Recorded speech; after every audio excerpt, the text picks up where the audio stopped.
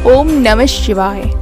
आज मु महादेवंकर कृपा को पाथेय करी आपण समस्त को शिव पुराणर महिमा जणाइबाकू चाहूँगी। यही शिव पुराण पठन श्रवण द्वारा कौन होता है जानते? बस दीटा लाइन में मुझे कहबी। अकाल मृत्यु वो मरी जो काम करे चंडाल का, काल उसका क्या बिगाड़े जो भक्त है महाकाल का।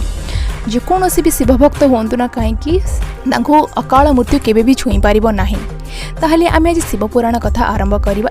ताहले प्रथमे जानिबा शिवलिंगर प्राकृतिक किपरि हेला। जानचंती जेतेबेले ब्रह्मांड संपूर्ण रूप से शून्य थिला सेतेबेले महादेव पूरा ब्रह्मांड रे एक ओमकार स्वरूप रे चारिआडे व्याप्त थिले।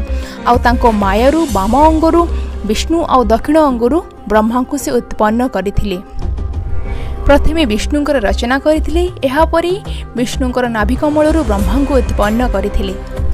आउ जितेबेले अनेक वर्ष बीती जाए ब्रह्मा तांको नेत्र खोलती तो चारिआडे ब्रह्मांड को शून्य रे पाई निजर उत्पत्तिर कारण खोजती। आउ काहाको न पाइबारु परिशेषरे सही पद्मर नाड़ी पद्म फूलर नाड़ी को अनुसरण करी विष्णु पाखे पहुँची थांती।